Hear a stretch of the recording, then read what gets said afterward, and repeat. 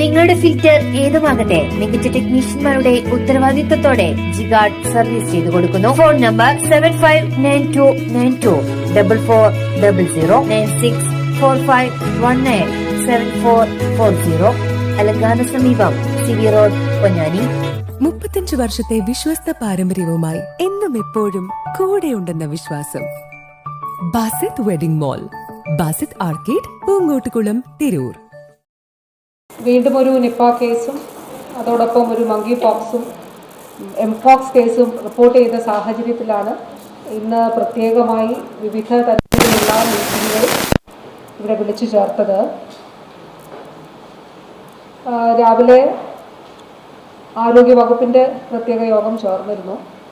അതിനുശേഷം ഇപ്പോൾ ഉച്ച കഴിഞ്ഞിട്ട് ജില്ലയുടെ ചുമതലയുള്ള മിനിസ്റ്റർ ശ്രീ അബ്ദുറഹ്മാൻ, അതോടൊപ്പം MLA മാർ, ഈ കേസുകളുണ്ടായ പഞ്ചായത്തുകളിലെ കണ്ടെയ്ൻമെൻറ്റ് സോണായിട്ട് വാർഡുകളുള്ള പഞ്ചായത്തുകളിലെ, അതുപോലെ നിലമ്പൂർ മുനിസിപ്പാലിറ്റിയിലെ എല്ലാം പ്രസിഡന്റുമാരും ചെയർമാനും ഒക്കെ ചേർന്ന ഒരു യോഗം വിളിച്ചു ചേർക്കുകയുണ്ടായി. അതിനുശേഷം സമഗ്രമായ അവലോകന യോഗം എല്ലാ ദിവസവും നടത്തുന്നത് ഇന്നിവിടെ 5:30 ചേരുകയും ചെയ്തു. അപ്പോൾ ഇന്ന് നിലവിൽ നിപ്പ കേസുമായി ബന്ധപ്പെട്ട് ഇതുവരെ 267 പേരാണ് സമ്പർക്ക പട്ടികയിൽ ഉള്ളത്. ഇന്ന് ഒരാൾ കൂടി സമ്പർക്ക പട്ടികയിലേക്ക് വന്നത് ഈ പേഷ്യൻ്റ് എത്തിയ ആശുപത്രിയിൽ ആ സമയത്തുണ്ടായിരുന്നു. ഈ പേഷ്യൻറ്റുമായിട്ട് ഹസ്തദാനം ചെയ്തു എന്ന് ഇങ്ങോട്ട് വിളിച്ച് റൂട്ട് മാപ്പ് കണ്ട് വിളിച്ച് അറിയിച്ച ഒരാളാണ്. അപ്പോൾ ആ വ്യക്തി കൂടി കോൺടാക്ട് ലിസ്റ്റിൽ ഉൾപ്പെട്ടിട്ടുണ്ട്. ഇതുവരെ പരിശോധിച്ച 37 സാമ്പിളുകൾ നെഗറ്റീവാണ്. 7 പേർക്കാണ് ചെറിയ രീതിയിൽ രോഗലക്ഷണങ്ങൾ, അതായത് പനിയുടെ ലക്ഷണങ്ങളുള്ളത്. ചിലർക്ക് സോർ ത്രോട്ടുണ്ട്, ചിലർക്ക് തലവേദനയുണ്ട്, ചിലർക്ക് പനിയുണ്ട്. അങ്ങനെ 7 പേർക്കാണ്.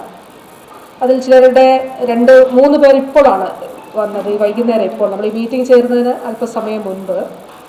അപ്പോൾ എല്ലാവരുടെയും തന്നെ സാമ്പിളുകൾ എടുത്തുകൊണ്ട് അവർക്ക് രോഗമില്ല എന്നുള്ളത് ഉറപ്പിക്കുന്നതിന് വേണ്ടിയിട്ടുള്ള പ്രവർത്തനങ്ങളാണ് നടത്തുന്നത്.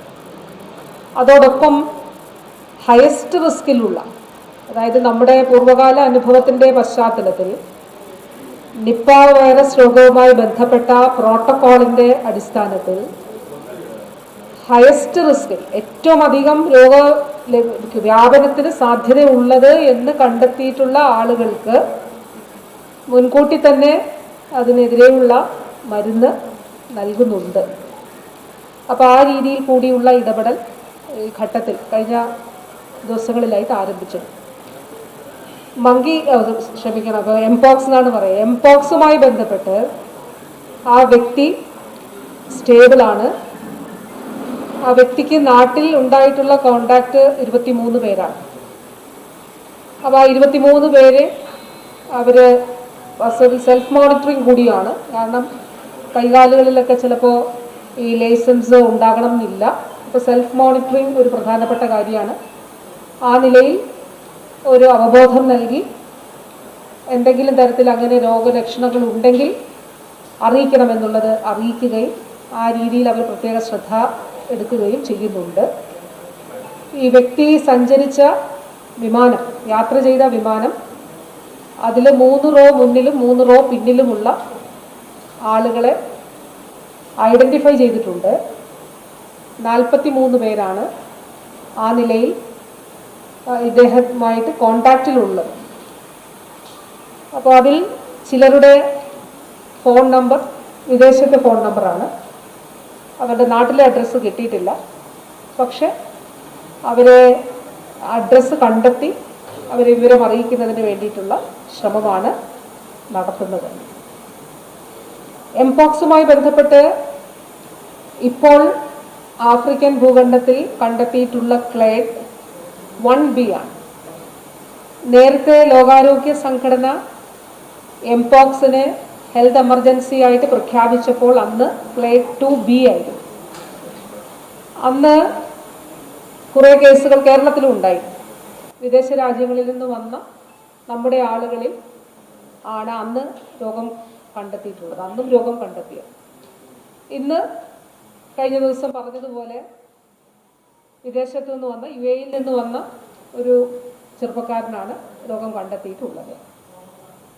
അപ്പോൾ ഇദ്ദേഹത്തിൻ്റെ ഈ ഒരു ഏത് ക്ലേഡാണ് എന്നുള്ളത് കണ്ടെത്താൻ വേണ്ടിയിട്ട് അതിൻ്റെ ജിനോമിക് സീക്വൻസിങ് നടത്തുന്നുണ്ട്. ഇപ്പോൾ ഇത് തമ്മിലുള്ള വ്യത്യാസം 2B ആണെങ്കിൽ രോഗവ്യാപനം കുറവാണ്, വളരെ അടുത്ത കോണ്ടാക്റ്റിലൂടെ മാത്രമേ പകരുകയുള്ളൂ. 1B ആണെങ്കിൽ ആഫ്രിക്കയുടെ പല ഭാഗങ്ങളിലും കാണുന്ന വകഭേദമാണെങ്കിൽ അതിൻ്റെ ഇൻഫെക്റ്റിവിറ്റി, രോഗവ്യാപന ശേഷി വളരെ കൂടുതലാണ്.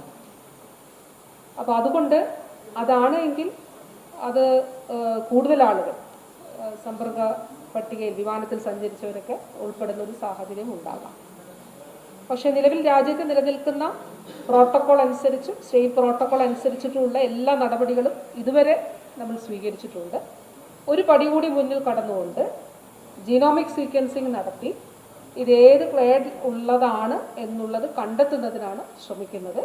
അത് കൂടി കണ്ടെത്തിയാൽ മെഡിക്കൽ ബോർഡ് അതിനനുസരിച്ചിട്ട് ഇപ്പോൾ നിലവിലുള്ള പ്രോട്ടോക്കോളിൽ എന്തെങ്കിലും തരത്തിലുള്ള കൂട്ടിച്ചേർക്കലുകൾ ആവശ്യമാണോ എന്നുള്ളത് കൂടി പരിശോധിച്ച് തീരുമാനമെടുക്കും. നിപ്പയുമായി ബന്ധപ്പെട്ട് ഒരു കാര്യം ഉള്ളത്, നിങ്ങൾക്ക് ഓരോരുത്തർക്കും അറിയാവുന്നതുപോലെ ഈ വ്യക്തി മരണപ്പെട്ടതിന് ശേഷം വാസ്തവത്തിൽ 8-ാം തീയതി തന്നെ, അതിന് മുൻപ് തന്നെ ആ AES എന്നുള്ള നിലയിൽ അത് റിപ്പോർട്ട് ചെയ്തു. അവിടെ ഫീവർ സർവൈലൻസ് നടത്തിയിരുന്നു. അതോടൊപ്പം ഡെത്ത് ഇൻവെസ്റ്റിഗേഷൻ നടത്തി. അത് വളരെ സാധാരണമല്ലാത്ത, അസാധാരണമായിട്ടുള്ളൊരു കാര്യം. ഒരുപക്ഷെ മറ്റൊരിടത്തും കേരളത്തിന് പുറത്ത് മറ്റൊരിടത്തും ഒരു പക്ഷേ അങ്ങനെ സംഭവിക്കണം എന്നില്ല. കാരണം 2 രോഗങ്ങൾ സംശയിക്കപ്പെട്ടിരുന്നു. ഒന്ന് ഹെപ്പറ്റൈറ്റിസ് A, 2 ഡെങ്കി, ബ്ലീഡിങ് എന്ന് പറഞ്ഞതുകൊണ്ട് ഡെങ്കി കൂടി അവിടെ ഡോക്ടേഴ്സ് ചികിത്സിച്ചെടുത്ത് സംശയിച്ചിരുന്നു. അപ്പോൾ ആ രീതിയിലൊരു രോഗമായിട്ട് അടയാളപ്പെടുത്തി വേണമെങ്കിൽ പോകാമായിരുന്നു. പക്ഷെ അങ്ങനെയല്ലാതെ AES അതോടൊപ്പം തന്നെ അത് കണ്ടെത്തിയ ഒരു സാഹചര്യത്തിൽ നമ്മുടെ സിസ്റ്റത്തിലെ, നമ്മുടെ ആരോഗ്യ വകുപ്പിലെ ഡോക്ടേഴ്സിന് DSO ഉൾപ്പെടെ അവർക്കുണ്ടായിട്ടുള്ളൊരു സംശയമാണ് വാസ്തവത്തിൽ ഈ സാമ്പിൾ പരിശോധനയ്ക്ക് എടുപ്പിക്കുന്നതിന്. അതായത് ആ ആശുപത്രിയിൽ അവശേഷിച്ചിരുന്ന ഒരു സാമ്പിളിൻ്റെ ഒരു ഭാഗമാണ് എടുത്ത് പരിശോധിച്ചത്. അത് ബ്ലഡ് സാമ്പിളായിരുന്നു. ആ ബ്ലഡ് സാമ്പിളാണ് കോഴിക്കോട് മെഡിക്കൽ കോളേജിൽ ആദ്യം പരിശോധിച്ച് 14-ാം തീയതിയാണ് അത് പരിശോധിച്ചത്. പോസിറ്റീവാണെന്നുള്ളത് കണ്ടെത്തി. അതിനുശേഷം ഔദ്യോഗികമായിട്ടുള്ള സ്ഥിരീകരണവും നമുക്ക് ലഭ്യമായത്. പോസിറ്റീവാണെന്ന് കോഴിക്കോട് കണ്ടെത്തിയ ദിവസം തന്നെ ഞാൻ യോഗം വിളിച്ചു. ജില്ലാ കളക്ടർ ഉൾപ്പെടെ പങ്കെടുത്തു. അഡീഷണൽ ചീഫ് സെക്രട്ടറി ഉൾപ്പെടെ എല്ലാവരും, നമ്മുടെ DHS, DME എല്ലാ ഓഫീസേഴ്സും ജില്ലാ ടീമും പങ്കെടുത്തു. അന്ന് തന്നെ 16 കമ്മിറ്റികൾ, അതായത് തിരുവോണത്തിൻ്റെ തലേദിവസം നിലവിൽ വന്നിരുന്നു. പക്ഷേ ഇത് ബ്ലഡ് സാമ്പിൾ ആയതുകൊണ്ടും സാമ്പിൾ സൈസ് നമുക്ക് മറ്റ് സാമ്പിളുകൾ പോലെ അല്ലാതെ ഇരുന്നതുകൊണ്ടും ഔദ്യോഗിക സ്ഥിരീകരണം എന്നുള്ളത് നമ്മൾ കാത്തു. പക്ഷേ മുഴുവൻ കോൺടാക്ട്സും ഐഡൻറ്റിഫൈ ചെയ്യുന്ന പ്രവർത്തനം 14-ാം തീയതി തന്നെ തുടങ്ങിയിരുന്നു. അങ്ങനെ പഞ്ചായത്ത് പ്രസിഡന്റിനെ പഞ്ചായത്തിനെ അറിയിച്ച് അവരും അതിനുള്ള മുന്നൊരുക്ക പ്രവർത്തനങ്ങൾ നടത്തി.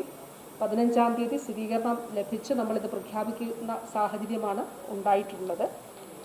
അപ്പോൾ തീർച്ചയായിട്ടും ഈ 2 രോഗങ്ങൾ റിപ്പോർട്ട് ചെയ്തതുമായിട്ട് ബന്ധപ്പെട്ടും ആശങ്കപ്പെടേണ്ടതില്ല. നിപ്പ കേസുമായി ബന്ധപ്പെട്ട് ഇനി രണ്ടാമതൊരാൾക്ക് ഇല്ല എന്നുള്ളത് ഉറപ്പിക്കാനാണ് നമ്മൾ ശ്രമിക്കുന്നത്. അതോടൊപ്പം എംപോക്സുമായി ബന്ധപ്പെട്ട് വളരെ സൂക്ഷ്മമായിട്ടുള്ള പ്രവർത്തനം ആരോഗ്യവകുപ്പും അതോടൊപ്പം തദ്ദേശ സ്ഥാപനങ്ങളും ചേർന്ന് നടത്തുന്നുണ്ട്. ജില്ലാ ഭരണകൂടത്തിൻ്റെ നേതൃത്വത്തിൽ ജില്ലാ കളക്ടർ എല്ലാ ദിവസവും രാവിലെ 9 മണിക്കും വൈകിട്ട് 6 മണിക്കും യോഗം ചേരുന്നുണ്ട്. ഞാൻ രാവിലെ 9 മണിയുടെയും 6 മണിയുടെയും യോഗത്തിൽ പങ്കെടുക്കുന്നുണ്ട്. ACS പങ്കെടുക്കുന്നുണ്ട്. അതിൽ ജില്ലാ കളക്ടറും അതുപോലെ SP-യും എല്ലാവരും, ഡയറക്ടർ ഹെൽത്ത് സർവീസസ്, DHS, അതുപോലെ DME, ബാക്കി എല്ലാവരും ADHS-ഉം DMO-യും DPMO അങ്ങനെ എല്ലാവരും പങ്കെടുക്കുന്നുണ്ട്. അപ്പോൾ സൂക്ഷ്മമായി പ്രവർത്തനങ്ങൾ വിലയിരുത്തിയാണ് മുന്നോട്ട് പോകുന്നത്. മാസ്ക് ധരിക്കണം എന്നുള്ളത് പൊതുവായിട്ടുള്ള അഭ്യർത്ഥനയാണ്. ദയവായിട്ട് ആ അഭ്യർത്ഥന കേൾക്കണം എന്ന് ഒരിക്കൽ കൂടി അഭ്യർത്ഥിക്കുകയാണ്. അത് ഈ ഘട്ടത്തിൽ നമുക്ക് അനിവാര്യമായിട്ടുള്ള ഒരു കാര്യമാണ്.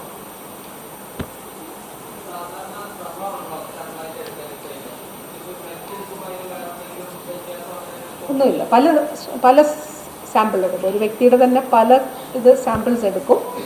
ഇത് ആ വ്യക്തി മരണപ്പെട്ട സാഹചര്യത്തിൽ മിത്ര ഡയമണ്ട്സ്, താഴെപ്പാലം, തിരൂർ. നേത്ര സംരക്ഷണത്തിന് നമ്മുടെ Ahalya. Ahalya foundation eye hospital, കേരളത്തിൽ എല്ലായിടത്തും.